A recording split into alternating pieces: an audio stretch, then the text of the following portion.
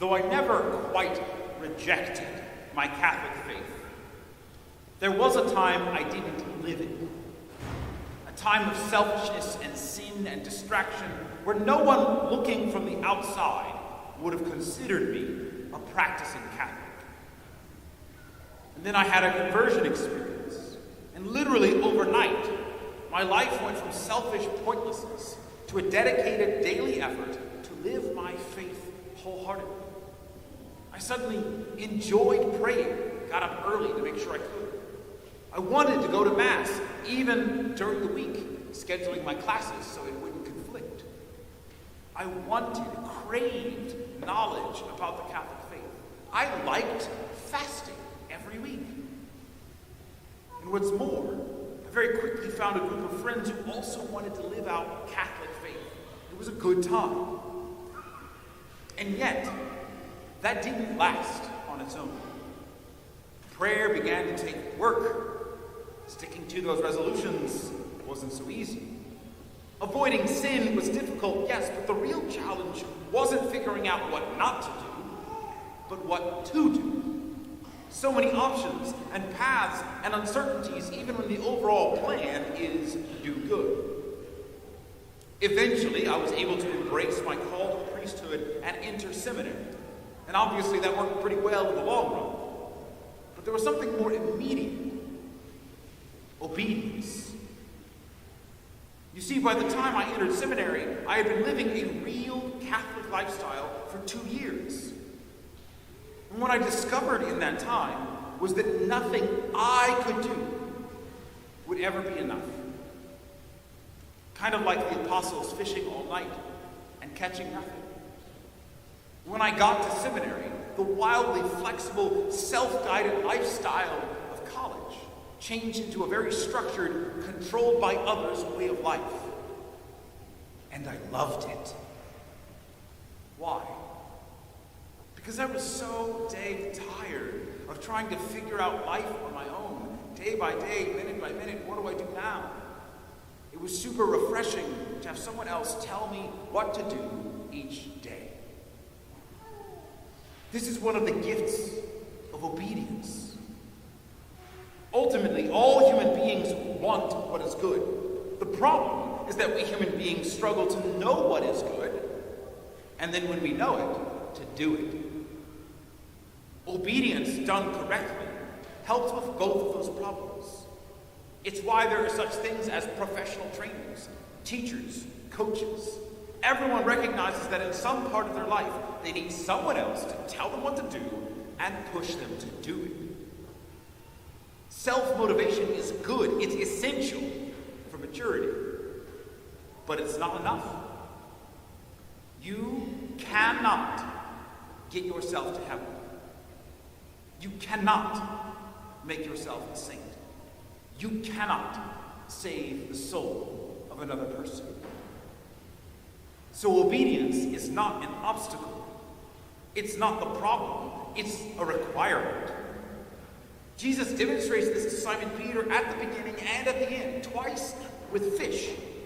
Twice, the professional fisherman worked all night, caught nothing, and then caught a record-breaking amount of fish in seconds because he obeyed Jesus. If we're wise, we learn to stop resenting obedience and start being grateful for it. Properly understood, obedience brings peace and clarity and endurance and, paradoxically, freedom. Take another look at our first reading.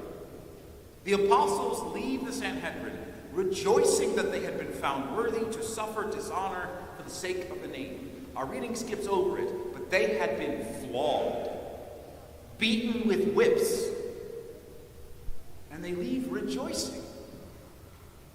Do you have that much freedom? Are you so free that you can rejoice after being publicly beaten? How could the apostles find that joy in the midst of such pain and embarrassment? Because they really knew that they were doing the best possible thing. No anxiety, no uncertainty, no question of whether or not this was the best thing to do. It was a simple, straightforward truth. We obeyed Jesus and suffered for it. This holy obedience is the same thing that gave them the freedom to defy the worldly power of the Sanhedrin in the first place. There always are a lot of powerful people and institutions in the world that, if they really wanted to, could take everything away from me or from you or from anyone. And if one of those more powerful people or organizations or the government decided to threaten me and command me to do something, and they told me, do this, or we'll lock you up, or beat you, take away your stuff, or kill you, what could possibly give you the freedom to resist that kind of power, even though it's true, they could kill you? We must obey God rather than men. The courage and resilience of the apostles in this moment doesn't come from defiance or pride. It comes from obedience to God and even greater power than that of the world. And it wasn't a vague sort of obedience. They knew very clearly this is what Jesus told them to do it, because about a month ago, he stood in front of them in his resurrected body and said, preach in Jerusalem. So they obeyed, even though it meant disobeying the Sanhedrin and getting whipped as a result. The point of this should be pretty clear. If we're going to be authentically Christian, if we're going to be genuine Catholics, we must obey God. And I think everyone would agree you should obey God. But here's the kicker. Obeying God also means obeying the people he put over you. These apostles who defy the Sanhedrin are the same apostles who spend their life commanding other Christians to act in certain ways.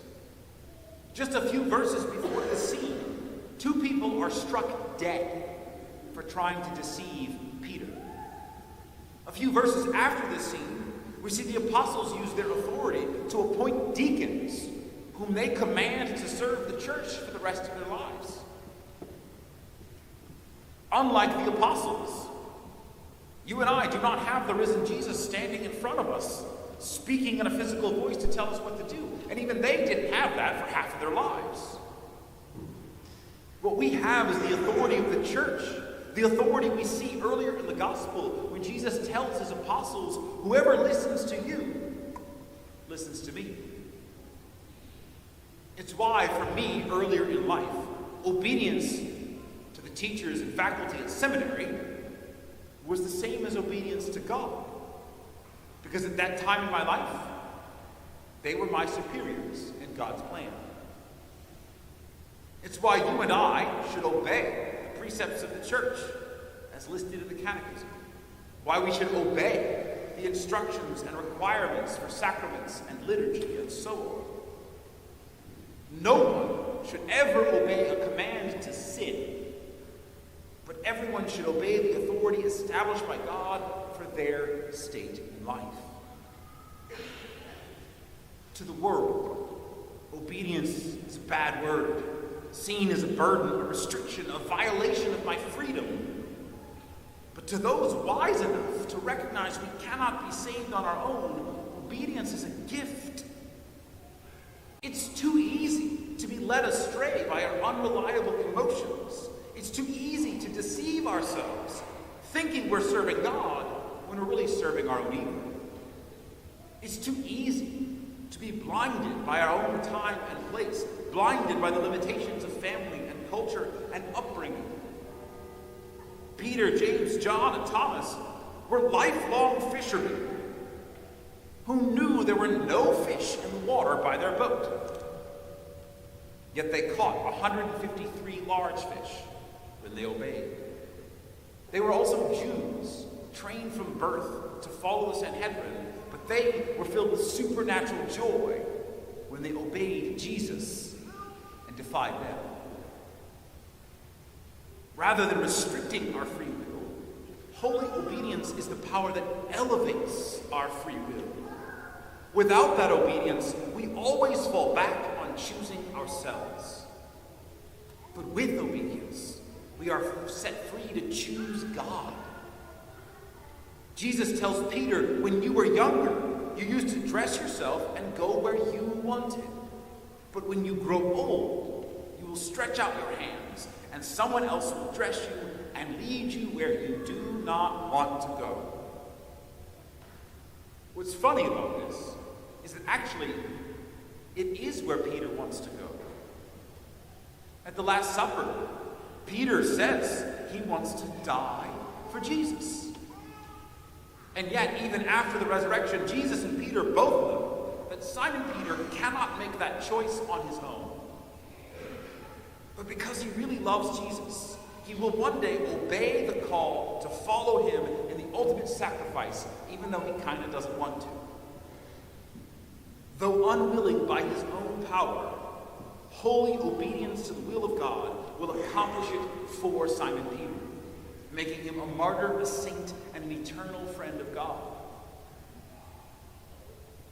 I want that. I think you do too. Though we usually don't want what it takes to be a saint. So thanks be to God, there's always something or someone to obey. A gift to set us free from our selfishness long enough to actually love God.